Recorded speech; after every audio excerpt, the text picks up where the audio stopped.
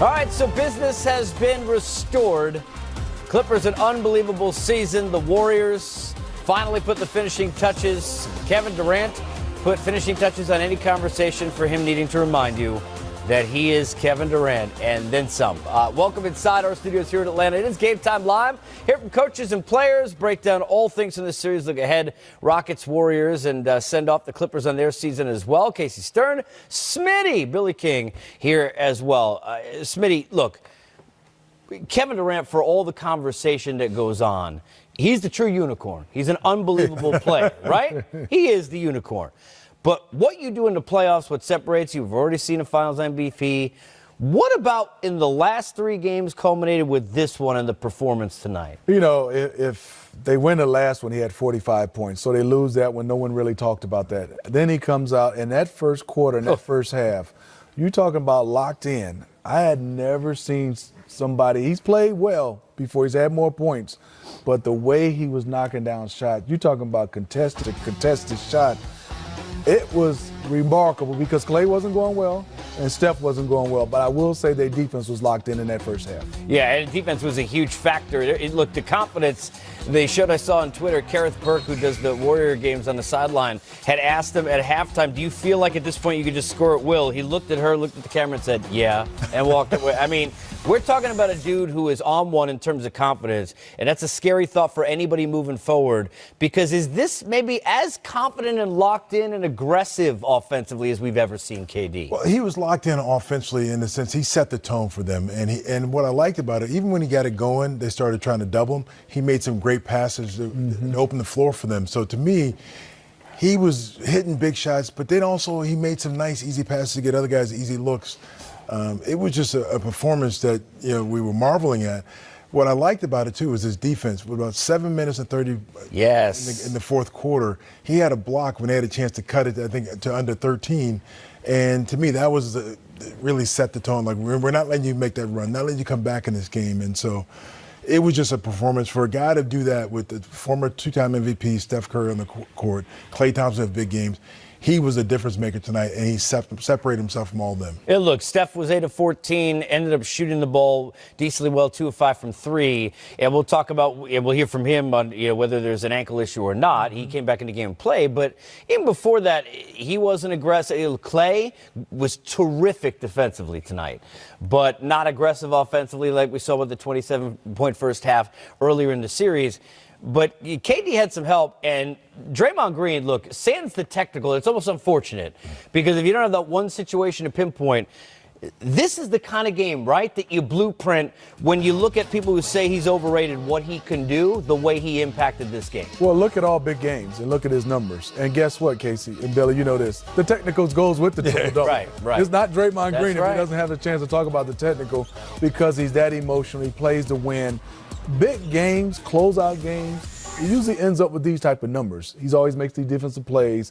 He plays to win, and he comes up, doesn't shoot the ball well at times in the regular season and in the playoffs, but when they need him, he'll make the threes, he'll make the plays, and you'll look down and say, wow, he had a triple-double and a technical foul. You got to add that as well. Right, because you almost think of like in Teen Wolf where they said, you want the wolf. If you want the wolf, you got everything that comes along with it, right? Dennis Rodman, 25 rebounds and a technical foul. Yeah, right, exactly. Okay. When you sit there and you look at their desire and their effort, on the defensive end, tonight was, even in the games they won, the first game in this series, Billy, that those points, those extra second chances, those loose balls, those blocks, almost all of them seemed to go to Golden State. Well, they came, and I think it started with Iguodala on his defense with Lou Williams. He made it really, really tough for Lou, and when Lou beat him, the help was coming. But as we talked about earlier pregame, there wasn't the straight drives. Mm-hmm. The drives had to be banana peels to get to the basket, and so the straight drives weren't there, so they didn't get open looks. And then also they got a lot of deflections. They had their hands up.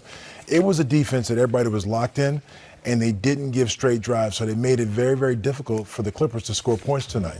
You want to talk about how difficult they made it? When was the last time in a Clipper game, and I mean, Justin Kimbrell, go to work, sir, the entire season, I'd like to know how many times they got outscored in the bench, because I'm doing the math, 18-23. They got 31 points on the bench. On the other side, 20. So they outscored them 31-28. That's as close as you see. It was 59-17 the last game. Lou Williams was 3 of 21 from the floor. And people might, and we were talking about this, they may not have seen the game. Lou had a bad game, just couldn't come through.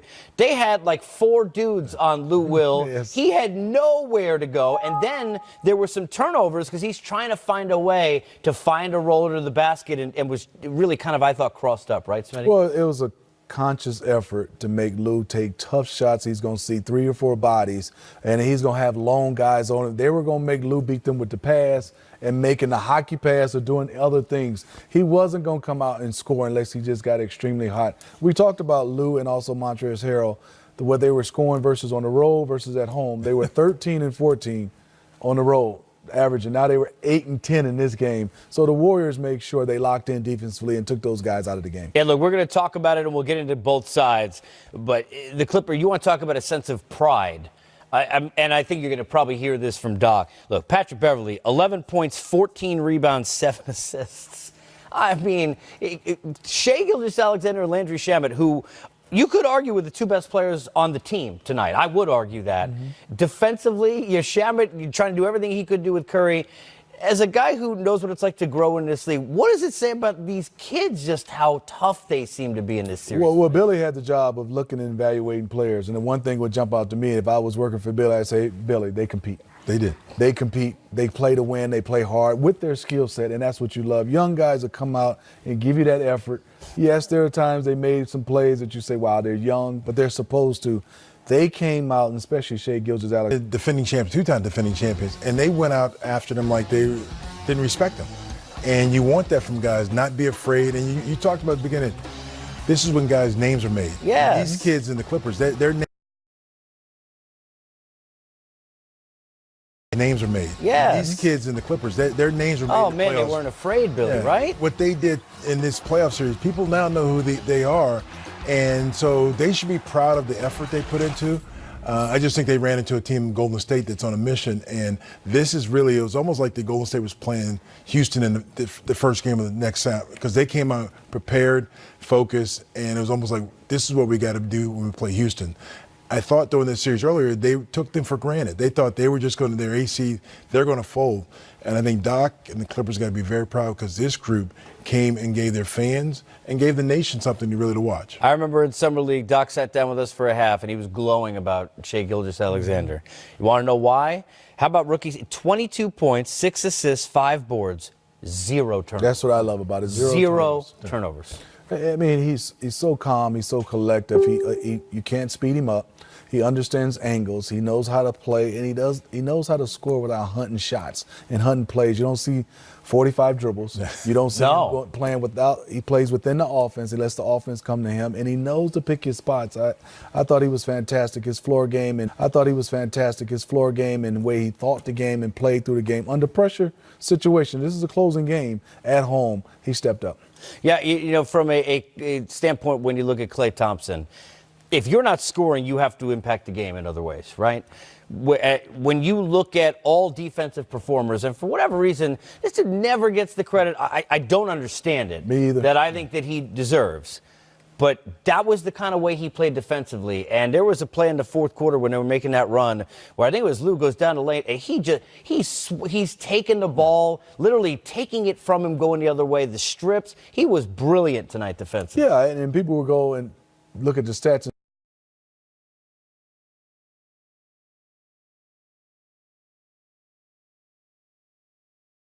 say, wow, Klay didn't play well. Klay played well. Klay played hard. He played to win. His shot wasn't there, but he still had an impact on his. Tonight, the way Durant was going is I'm going to play defense. Yes. I'm going to give it on that end because we've got offense. Mm-hmm. And I think Steph got some shots late, but I think they all knew, like, we've got our offense. Now let's make sure we play defense. You know, let's go back to Durant for a second, because it's interesting how, and this is, look, we go with the wind in terms of rhetoric, I like to say, because it's like you forget what we talked about a month ago because everything changes, right? So it was, is Durant the best player in the game? Remember all that? Is Durant, is he better than LeBron? All of that. Then James or Giannis, right, for MVP. And we kind of like, then it was like, well, where's Kevin Durant going to go more than how great he is? This was a statement, right, that he's a guy who we should still look at and say, look, and I love Giannis. and I love Harden.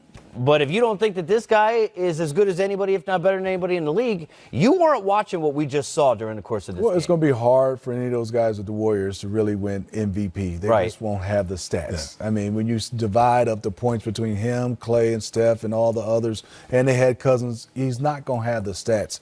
But there's always two seasons. Billy knows this. There's regular season MVPs, and then there's big-time MVPs in the playoffs, and he's shown you that over the course of his career, what he can do in playoffs. And this entire series, these last two games were phenomenal, but he started off this series the exact same way. Had one game he didn't have a Kevin Durant game, but overall, watch his numbers and look at the series. They were phenomenal. Well, our own Kristen Ledlow caught up with KD after a performance that some put up 38 in the first half. I think Chuck paid him to not get that extra point, right? He was one short of him, so don't worry. No, I think he got Chuck. Did he get Chuck? He didn't get sleepy. He didn't get sleepy. Oh, he didn't get sleepy. Yeah, he's tied Chuck. He didn't get 39 was sleepy. Yeah, no, Chuck's been sleepy plenty of times in here. Here's Kristen with KD after the win. Kevin, we talked. KD, Steve Kerr, and the Warriors move on. They hang banners, as he said. They're closer now. Yeah, before I take any questions, I just want to say congrats to the Clippers on an amazing season. I love their team. Just love how they compete, how they fight, and play for each other. That's a beautiful basketball team. They made us work for everything. So they got a bright future, and Doc did a great job with them all year, and their young guys are impressive. That was tough. That was a tough series. Who wants to start? Bonnie over here, left-hand side. Just wondered, do you have any general impressions of Kevin Durant?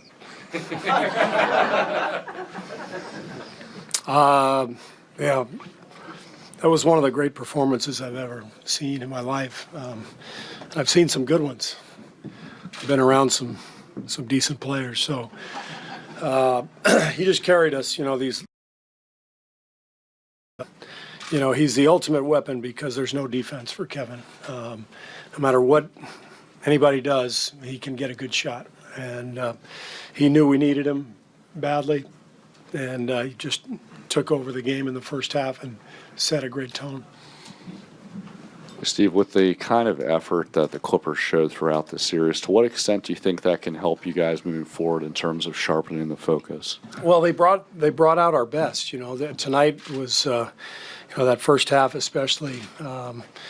We had to play that way to win the series. So, one of the things that happens during the playoffs is, you can sharpen your game against an opponent that forces you to do so, and so that's what I saw is they made us. We had leads in some games that we lost, and every time we thought, all right, we got this, we didn't have it. So getting through it now, it's easy to say, yeah, that was good for us.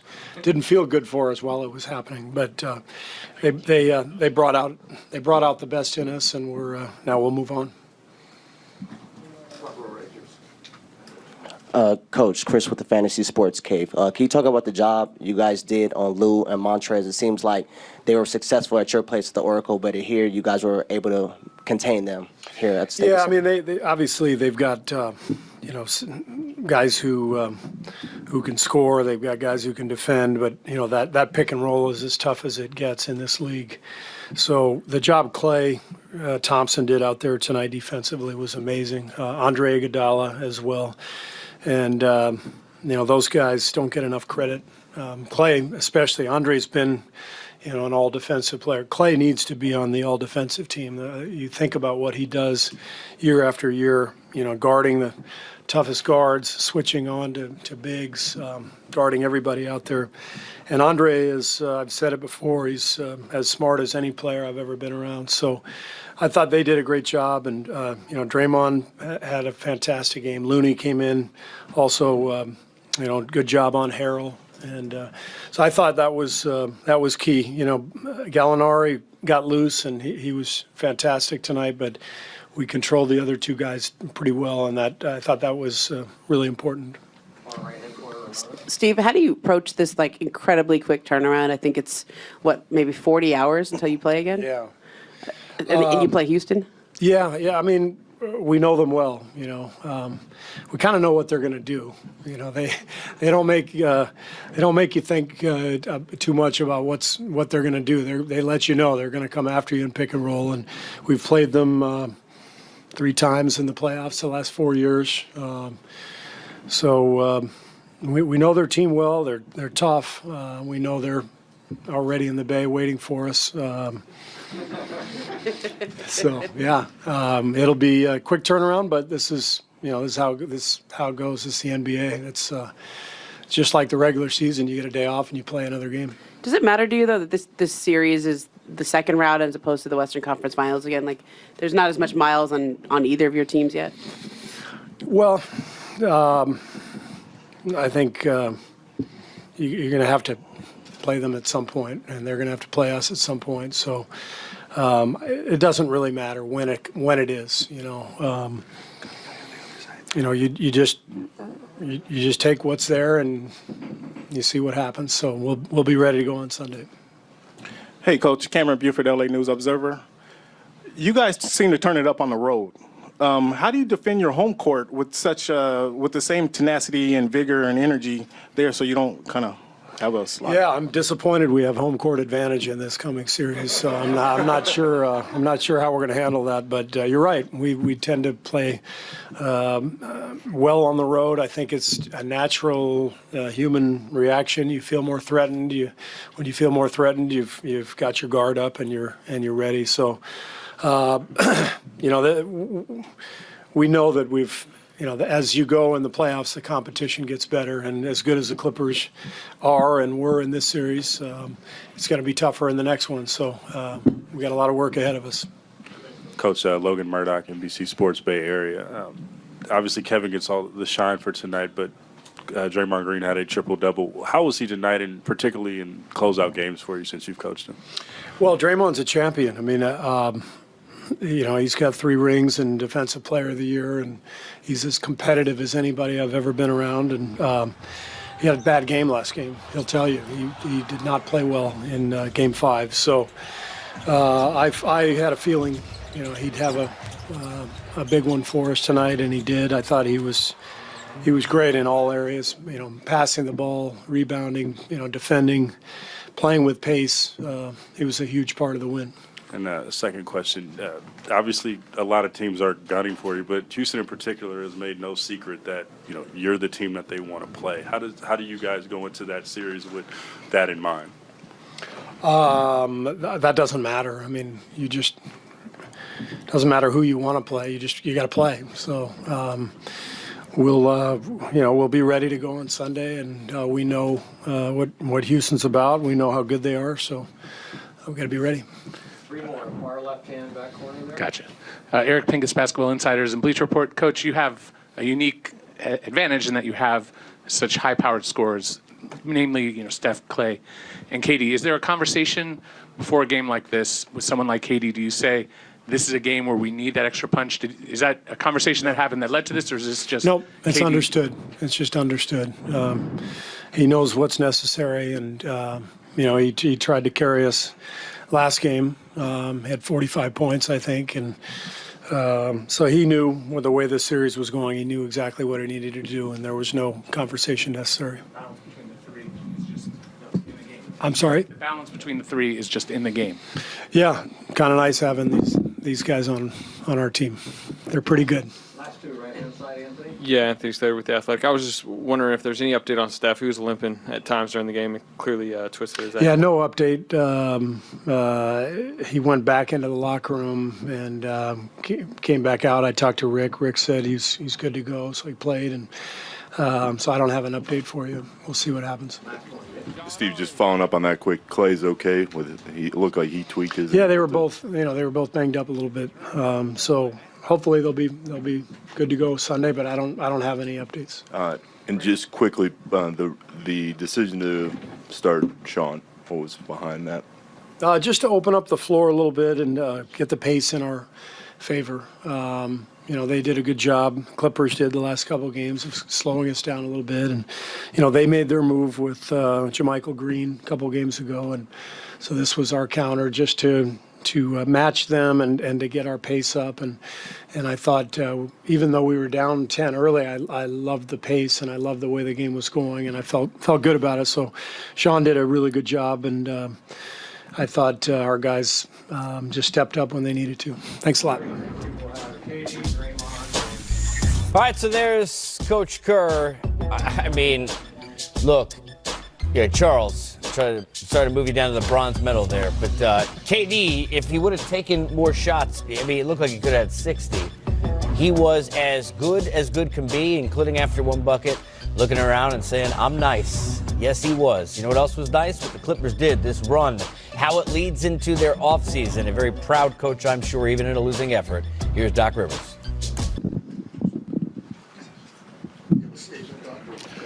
I'll start with a statement. I told our guys I've never been more proud of a team or a group of guys in the 20 years that I've coached. They were really fun. I mean, and as I've said before, I never had a group where you wanted to, in the morning, you race to the car, you race to practice, because you just love being around them, you know. So for me, it was just a pleasure to coach them, and it was also a pleasure to play Golden State. Like, for this group, and especially for the young guys, I don't know if I could have scripted the season before the season, and you told me that, first of all, this group can make the playoffs, which I don't think anyone believed, and we could pick our opponent. You know, as crazy as it sounds, I don't know if we could have picked a better opponent than Golden State, because they're champions. They're extremely well coached. They play the right way. They do so many things that test your mental. And for Shea and Sham and Zub, you know, Trez, just all of them, you know, to go up against that. And every time they made a mistake, like tonight, it felt like we were about to make a run. Then we'd make one defensive lapse, and it's a three. I think they've learned now that it's more than talent, and that it takes an amazing amount of focus and preparation to be a champion. And so, obviously, hats off to them, but good for us. You know, I couldn't be more thrilled. It was a pleasure, honestly, for us to play them. It really was.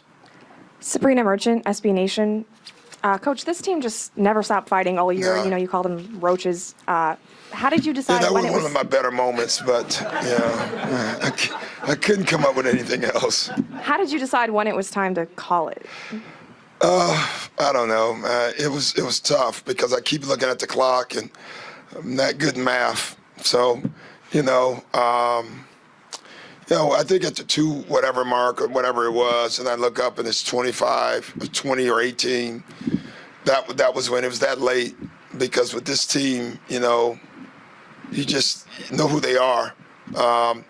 And I thought that they deserved the chance to keep fighting until that late. So, but when you come to the realization that it's over, and you pull the guys, I just wanted to make sure that they got the proper notice from the fans, and they did. Hey, Doc. You guys win 2 at Oracle, lose all 3 at home in the series. Why do you think that was? And Lou struggled at home in these 3 games when usually the bench guys do better at home. Yeah, well, Lou's not a bench guy. You know, Lou's whatever you call him. I'm not sure what we call Lou. I give them credit. You know, I thought they game planned well. We got them out the box a couple times in the series, but I thought they did an extremely good job. Iguodala, you know, was basically, whenever Lou came in, Iguodala came in. They trapped him more in the last couple of games. You know, I thought what we did smart in the last game was we made Lou a playmaker first and then a scorer. I thought Lou came in to score tonight, and it kind of in some ways played in their hands. But I think the credit goes to their defense. Doc, since they got Kevin, this team has steamrolled everybody in the playoffs. Every series has been 4 or 5 games, other than that Houston series. I know you wanted to win the series, but what does it say about this group that they were able to push them to 6 when no one else has been able to? You know, I don't know. I mean, first of all, I don't know the history of that part of it, but I didn't go into this series thinking we'd be a pushover. I can tell you that. So for me, I don't know if I'm surprised. I'm just not. This team, they're just so ready to play. So it's good. It's a good sign. But the other thing I told them, listen at me like this next year. This is the start of something great here. This is just the start of it. And sometimes you have to go through the way you feel to get to where you want to go. And, I think our guys understood that. Doc, just Kevin Durant's performance tonight. Obviously, he had big nights against you guys earlier in the series, but tonight in that first half, what did you see that was making him so unstoppable? Him. Really, he's just a great player. He really is. We put about everybody on him. There were 4 times where we, in the first half, where we actually made a defensive mistake where we kind of helped, but not really. They threw it to him. We got out there. He still made them. When he gets it going like that, he's one of those guys, you just have to hope he misses. I thought Pat had some impact on him beginning of the third, but you knew that wasn't going to last, and it didn't. So he's just a great player, and that's why he's Durant. Hey, Coach. Cameron Buford here, LA News Observer. Congratulations on a wonderful season. How do you look? Is it too early to look back upon the season? And what's your takeaway from the season? Is it too early? It's too early for me, but I can tell you up right now that, we did more than most thought we could. It's funny. I still wanted more. So that's tough. It takes me a little bit to get away from everything. I thought our fans grew too this year. It was awesome. It's the first time really that I really they were phenomenal, and they stayed in there. They hung in there with us. I don't know if I've ever had so many fans come up to me on the streets and say that this is their favorite team over any team that we had, and that meant a lot to me. Do you feel so you're saying that you feel you kind of won over the city in that respect? I don't know if we've won over the city, but we won over our fans again. Yeah. You gained some fans. And I'll tell you gained some fans. Well, I appreciate that, but you got to keep doing it, they make a heck of a commitment to be fans, and I've always appreciated that. So we asked our players to make a commitment back to them, and I thought they did that this year. Thanks, Coach. Doc, once you do get past this, do you let yourself get a little giddy thinking what could happen here in the next couple of months? It'll take me some time, but Lawrence will make me think that way anyway. But honestly, I'm just going to take a break. I need a break. Love this group. But I'm going to go somewhere and just do nothing. May watch a couple of games. I'll watch Houston for obvious reasons, though I don't want to. But other than that, I'm just going to take a break. Farbo Esnashari, Clips Nation. Patrick Beverly led the team in rebounds again, and we saw him get a little emotional at the end. Can you talk about what he meant to this team? He's the best, biggest heart I've ever seen. I mean, he's, he's just a tough, ornery, just a pleasure to coach, never give in guy. Rex had that term unstatable. We laughed about because he actually thought it was a real word. But he is an unstatable player. There are no analytics. There's no numbers that can quantify what Pat Beverly does for your team. Not only just in the games, but in the practices, on the bus, in the locker room. He just does so many things for your team in the right way. He's a good guy to have if you're thinking about winning. Joe Morgan, Sporting News. Doc, just personally, how important was it for you to get Ralph this home game here tonight? Yeah, it was what awesome. What has it meant to you? Yeah. Ralph, this was his last telecast, whether we won or lost, So it was awesome because I've never seen Ralph more animated than I saw him in Oracle when all the employees from Oracle was telling him, good luck, this is your last game. And Ralph was like, I'll be damned, this is my last game. And so it was great. He deserves a street, a statue, or something. he put in real time here. He really did. And I only had him for my 6 years. Really 7, I guess, is the 1 year I played here. But he was amazing. And he really is the voice of us. He really is. Josh Niv, LA Business Journal. Hey, Doc, great season. Can you speak a little bit to kind of Shea's growth throughout the year, and even today, he arguably was the best player on the court for you guys? Yeah, especially early, He just keeps coming back. What I loved about Shea this year is he did go up and down, like a rookie should, but he never stayed down, so that's the growth. The mental focus stuff, he'll tell you, like, he's got a long way to go there, but the talent and just the straight up play, he's gonna be an amazing player. And he wants to. He's coachable, works hard, low maintenance. I hope that continues. Hey, Coach, Logan Murdoch, NBC Sports Bay Area. Draymond had a triple-double tonight, and you've obviously has bantered back and forth throughout the series. I love Draymond. Yeah. I really do. Like, I tell him that all. I love going up against him. I wish I could have played against him. I probably have knocked him on the head once or twice in my era. That's what we laugh about all the time. I always tell him, you're tough in this era, But he is so important to their team. It is unreal watching him and all the things that he does. The passing, the defense, the rotations. He is clearly the defensive captain. Like, he's just a smart, high IQ player. I don't know where they would be, but they wouldn't have all those titles if he wasn't here. I just love going against him because I think overall, other than the referee part, he plays the game exactly the way it should be played with what he has. And it's awesome watching him. Coach, right here. Steve Finley, Culver City News.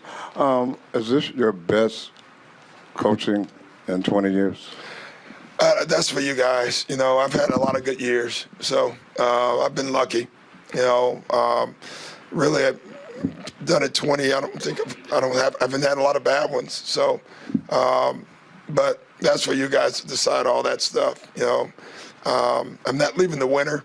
So to me, that's what I want to be. I want to be the winner again. I don't want to win a lot of games. And I tell my guys that every day.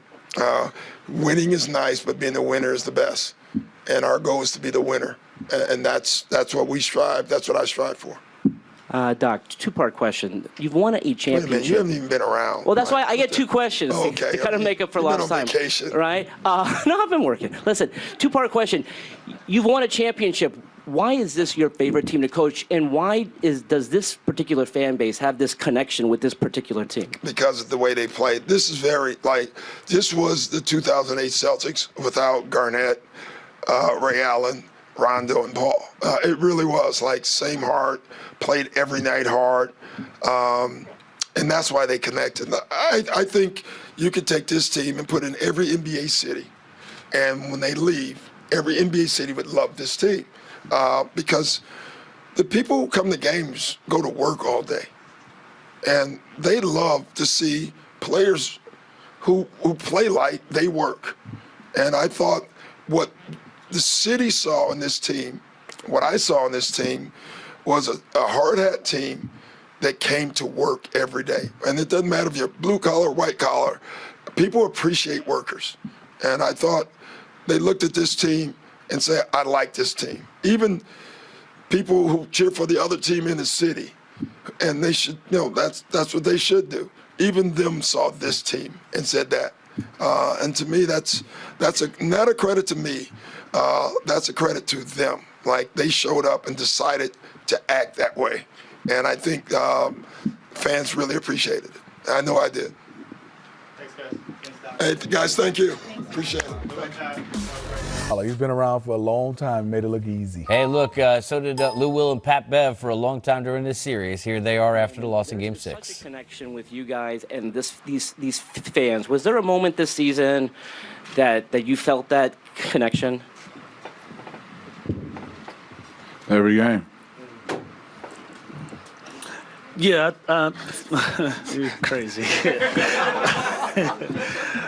No, you know what? Our fan base grew with us this year. It was exciting to see the crowds grow. It was exciting to see people come out and actually be excited about what we were trying to build and what we would put together. So I'm appreciative of that.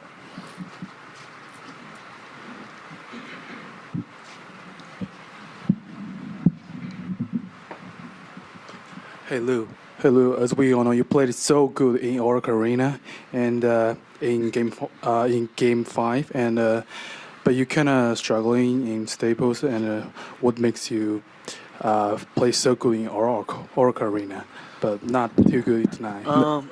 Next question, man. No, we ain't gonna do that. No, you know what? I struggled at home this series, and I played well on the road, and that's just how it mapped out. It was unfortunate that I couldn't give our fan base the performances that I was giving the road. But, you know, it happens in the game. I live and die with the shots that I take. Tonight was especially tough because it was a deciding game. I wish I would have played better. But I'll go to sleep tonight happy with the shots that I took and missed. So. And to add to that, Lou's been carrying us all year. You know, of course, off the bench, game winners. You know, if we're down in a situation, we give Lou the ball. So, you know, to answer that question, he's been doing it. We wouldn't be here if it wasn't for Lou. So, if that means anything. So, Mayor Zarley from Clutch Points. This is for both of you. Doc said this is his favorite year coaching in terms of the team. Why was this team special for each of you? I think we bought in. I think we bought in early. It started from training camp. It started from day one. You know, we have so many different guys that's on this team that had something different to prove, and none of those goals bumped heads. You know, I think everybody had a different goal, a different agenda, and it meshed well. And so we went into camp with the attitude that we were going to be each other's best supporters. And trying to reach those goals, trying to reach. We saw the schedule, realized we had 3 national television games out of 82, and we said the only way that, you know, we're going to figure this thing out, we're going to turn heads, we got to do it together. And so for me, it started from day one. We had guys that bought in. We didn't have any ego problems. Every argument that we had was a basketball-related problem, and I'm thankful and like this was a smooth year to play with these guys, and I think from a coaching standpoint, I think Doc felt that energy as well. We policed ourselves this year, yeah. I mean, to add to what Lou said, you know, it was no doubt when it came to training camp, Lou was our leader, and we just followed his lead. You know, throughout the whole year, he told us to continue to play hard and live with the results. So, you know, it was sad that we lost, of course, but you know, we took the back-to-back champion, 6 games. And, you know, we hold our head up high with doing that. Hey, man, Cameron Buford, LA News Observer. I commend both of you guys on a hard-fought season. Thank you.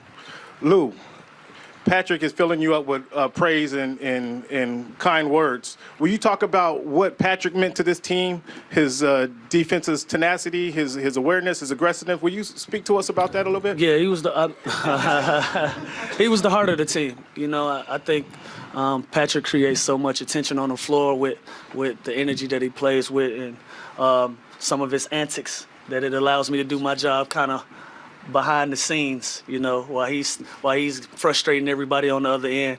I'm doing the other work, but he's been the heart and soul of our group.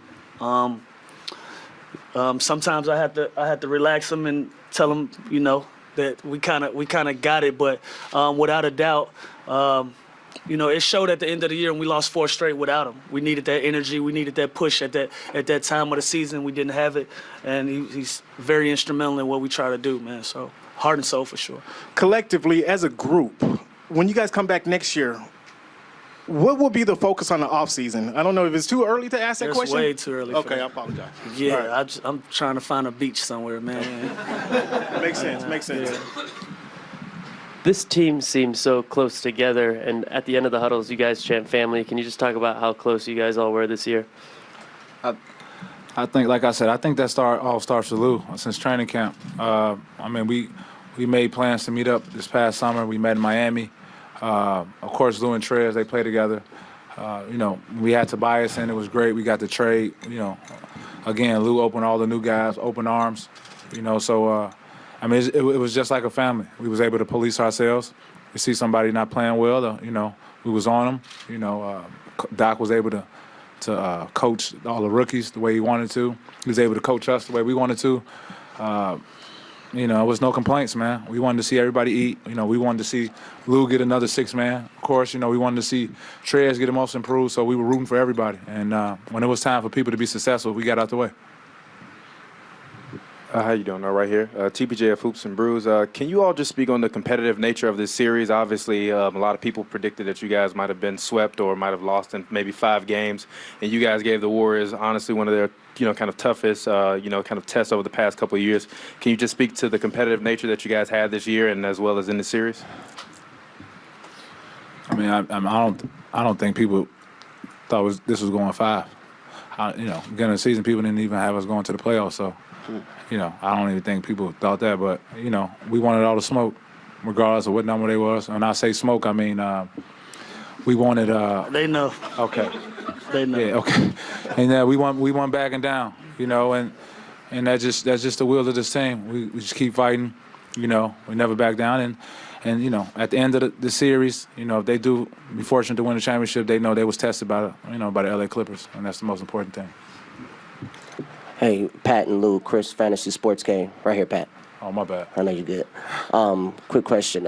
Pat, when KD was in rhythm in the first half, did you approach Doc and want to take on the Kevin Durant challenge?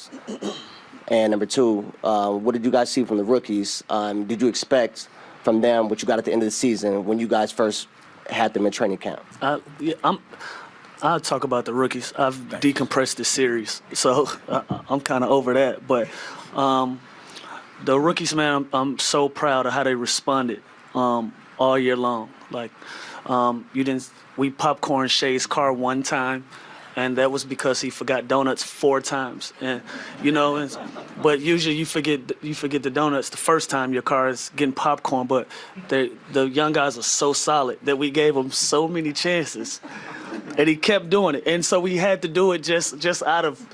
Like, bro, you got to respect what we try to do here. You know what I mean? And so, but that speaks volumes to just how they carry themselves. And Shay, Jerome, and then Land coming in late. I love coming to work with them guys. They were super respectful, and at the same time, they took every challenge that we had for them on the road and practice. Man, they were complete pros, and I'm proud to be a part of their maturation, man. Shelly Smith from ESPN over here. What more could you have done to slow Kevin down, especially in the first half? I answer this. Go ahead. What you think? You played basketball before? What you think? Honestly, that's an honest question. What you think? You watch a lot of basketball. You with ESPN. I mean, he's Kevin Durant. I promise we tried. We didn't roll over. And we didn't just say, hey, man, you know what? Just come on, give us 50 tonight. Of course not. He's a hell of a player. The shots he took, he made some tough shots. If you was a coach, what would you tell us to do?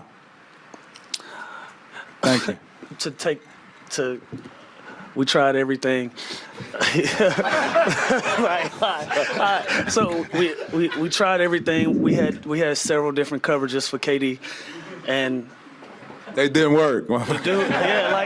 like sometimes you come across special people, and it doesn't matter what you send to them. It's no scheme. It's no it's no nothing that you can do with special people. He's one of them, and he showed it tonight. He put them guys on his shoulders, and even the game that he came out, he was like, "I'm Kevin Durant. Y'all know who I am," and that's a bold statement to make when you're about to go see some guys that's extremely competitive. And he came out that game, and he said, "I can really shoot over these guys," and he did it. So it wasn't lack of effort on our part. He's an all-world professional. And he proved himself. He proved exactly who people think he is, who he think he is himself, and he did it. And you tilt your hat off to a guy like that. All right. If that answers your question. Kyle Goon, Orange County Register right here. At the risk of sort of provoking the same sort of response, Steve Kerr said that he felt like you guys forced the Warriors to play their best basketball, and they felt like they did that by the end of the series. Were there specific things that you saw the Warriors maybe change, or something about their games that evolved from Game 1 to Game 6? We made them change their starting lineup. Right. I mean, but like everything is about the Warriors, and they deserve their respect. But you know, for me, I want to focus on, man, we put our heart and souls into this season. Right. Based on popular belief, we overachieved. We put together a hell of a run, and I'm proud of our guys. So whatever we made them do is in association with the work that we put in. Hey guys, you know, Doc said if you guys could have scripted your opponent before this, but playing the champs, what did you guys learn from it? What can you build upon that in the future seasons by playing against them here in this series? I think that, you know, going in, we knew exactly who we were going in. We knew exactly who they were. I think, you know, if we did anything, I think we proved to you guys that we're just not a regular team. I think we proved to everybody in this room that we weren't any slouches. I mean, let's be honest, you guys didn't even think we were going to be here. Definitely not going for it, too. You know, so what we did is prove you guys wrong, and, you know, we happy with that. We were a 48-win 8 seed. You know what I mean? Like, it's a lot of teams that would die for a 48-win season. You know, so for me, we weren't just happy to be here. You know, and I think our record and the way that we played and how we carried ourselves throughout this season, it proved that. We weren't just happy to be in the playoffs and, you know, let's get 4-0. Like, we came into the series really thinking that we could put some pressure on these guys and give them a run for their money to try to upstage these guys. So we did. So, you know, we came up short, and they put together some amazing games. Like, KD was amazing tonight.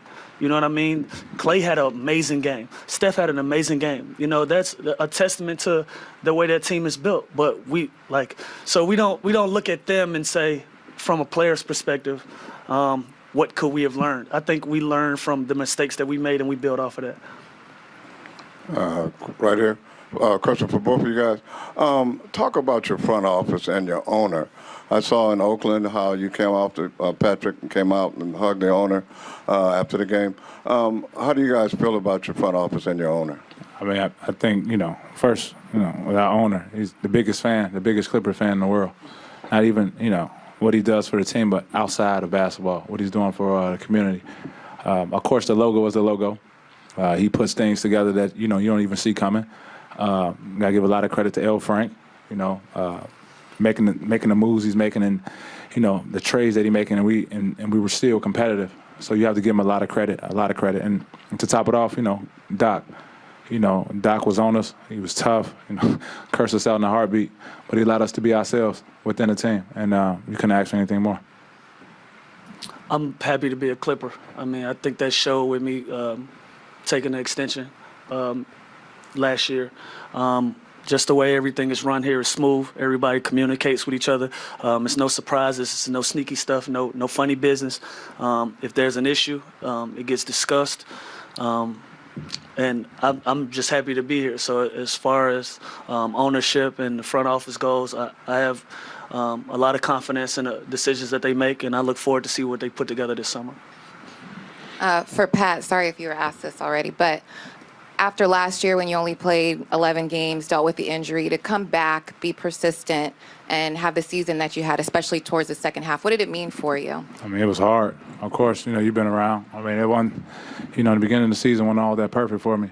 But, you know, stayed with it. You know, Lou stayed on me, kept giving me confidence. Fortunate to, you know, learn the things I've learned from Lou to be a leader. And, you know, it was out there this was Pat. You know, Doc allowed me to be me, coached me, but still allowed me to be me. And, you know, we were fortunate to get to the playoffs. Thanks, guys. You guys have a great day. A great summer, because I ain't talking to none of y'all for a long time. I see y'all in June or something. Let me tell you something. We sit here at Abbey, when I say we watch a lot of pressers, we watch a lot of pressers. That's as good as you're going to get. First of all, Lou Will was fantastic. The back and forth on the Durant thing was great.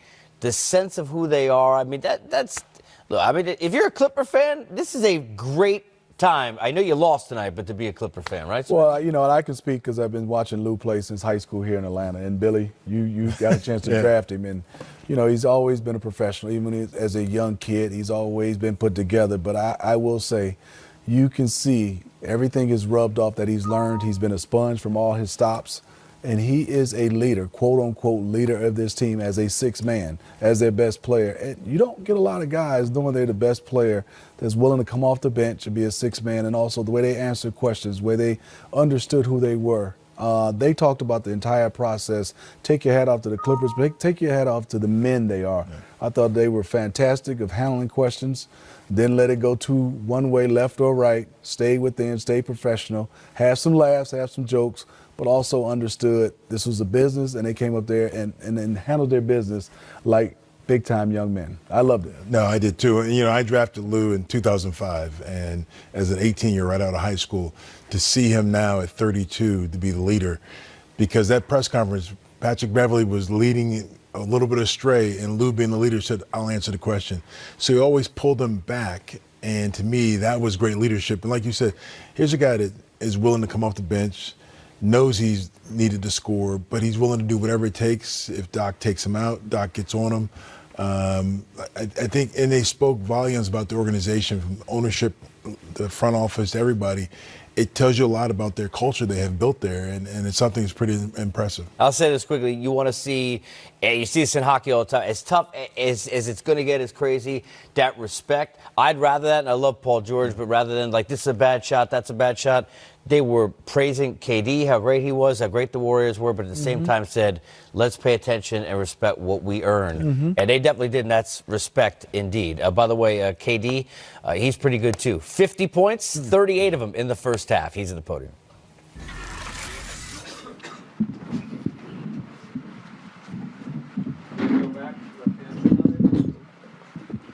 How you doing, KD? I'm right here.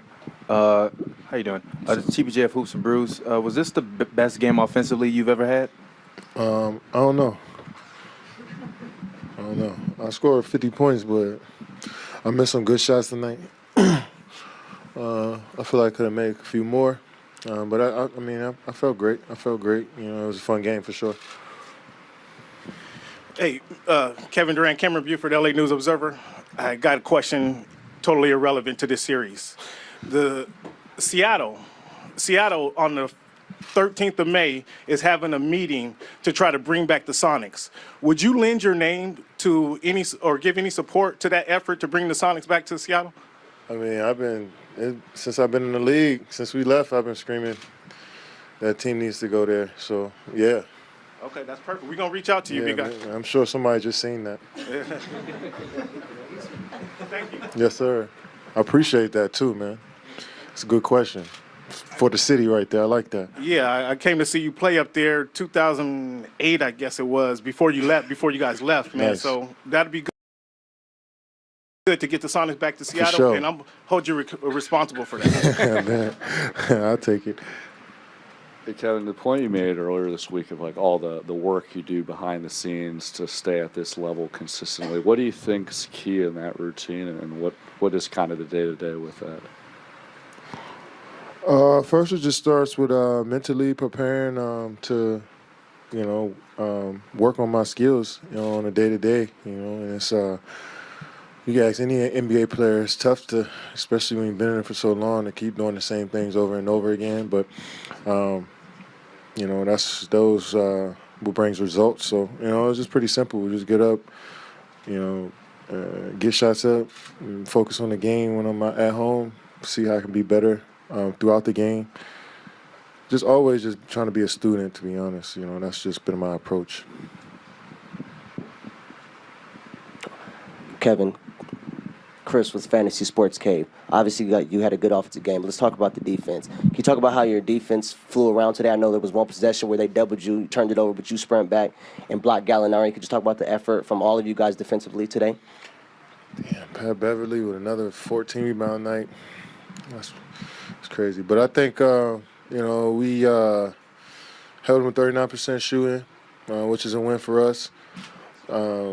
they out-rebounded us, but I think we just made them miss tonight. We made them miss. We made Lou Williams 3 for 21. Damn, I didn't know he was 3 for 21. That was a great job by Clay, Andre, just making him see bodies and hands.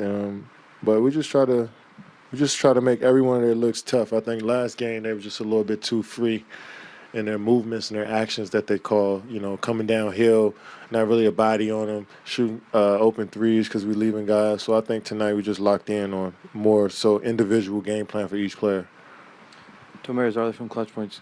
Kevin, since you joined, the Clippers are one of the few teams to push you guys to 6 games. What can you say about them when they were predicted to get swept by most?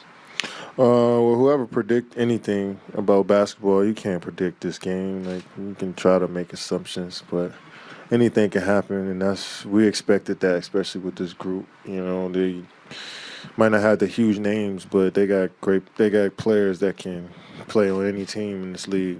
From top to bottom, from Gallinari to Pat Bev to Lou Will, who was all-world scorer, to Montrezl Harrell to Garrett. From the down the line, they got just solid players, and we knew we had to play our A game for us to have a chance because they well coached. They're not going to stop playing, and they have fun playing with each other. Right-hand side, standing. Hi, Kevin. Some of your teammates did not have great series or particularly great games. When that happens on nights like tonight, do you recognize that very early on and take it upon yourself to compensate for that offensively? I just keep on humming no matter what. I just play my game through it all. I think, I definitely don't want to go away from my teammates if they're struggling to shoot the ball. Still keep them in the game, but at the same time, be aggressive and try to win the game as well. But we trust in all our guys, and like Clay, Steph. If they're not making shots early, we're still going to try to find them and get them going. I think they do that with everybody. If I'm not going to start the game, we all trying to look for each other. We play a team game. When everybody touches the basketball, we're in good shape. Logan Murdoch, NBC Sports Bay Area. Kevin, you guys only have one day until your next game against the Houston Rockets. How do you recalibrate and for a team that as well rested as they are and are ready for you guys? Well, in the NBA, we pretty used to this schedule where we play a game, then day off, then another game. We pretty much do that all year. So it's pretty, it's just our routine. So hopefully we come to play. Kevin, right here. Eric Pingus, Basketball Insider's Bleacher Report. You sort of touched on this a moment ago, but this team has some high power scoring, obviously, some of your teammates. How do you balance that? When do you know? You talked about when to be aggressive. Is it a feel? Is it how the defense is playing you? Maybe the team needs it. How do you find that this is my game, I need to be the one to take those shots instead of Steph or Clay? I just never know until the game starts. It's just a flow. I just can't really explain it. If the game is it's just a perfect balance that we have. We've been playing with each other. We know each other. We have good chemistry, and I know when Steph's going. He knows when I'm going, and Clay, and all the way down the line. So, we sacrifice shots for each other. We sacrifice opportunities for each other, and I think coach and everybody on the team kind of knows how the game is being played and who needs to touch it and what we need to run the offense through. I think everybody has a good feel and an IQ for the game each night. Shelley Smith from ESPN. I know you told Doris that you were lost in the game, thinking about possession, just getting the next possession. When did you realize that things were going pretty well for you, especially in the first half? I feel like every night goes well for me, that I'm healthy and I get to play. And I get to, just dive deep into the game. Miss and makes, they happen. But usually when I'm in it is when I'm following the defensive game plan to the T, when I'm flying around on the defensive side, and we all all on one string. I think that's usually when I'm in the game. Anything else?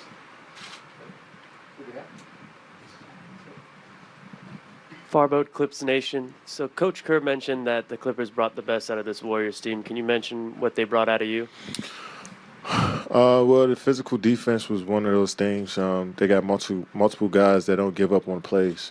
Especially with the movement that we have and the shooters, the guys that run around the three-point line, they didn't really give up too many easy shots. And it starts there with them. You know, I've seen them all season. You know, they play everybody tough. They get into everybody. They pick up full court. They into your hip on pin downs. They, you know, going over the game plan. They adjusting throughout the game. I think they're just well coached. They play extremely hard, and you know, they put together a good group of guys that can, you know, do multiple things. Lou coming off the bench never really complained about minutes or anything. He just know he's going to play and play his game. So he's the guy that's kind of the head of the snake, and Montrezl Harrell as well. So, you know, those two guys had phenomenal seasons, and, you know, definitely became more. I was always a huge Lou Williams fan, but even more of a Lou Williams fan after this series, and Montrezl Harrell and the whole team. But those two guys really stood out to me.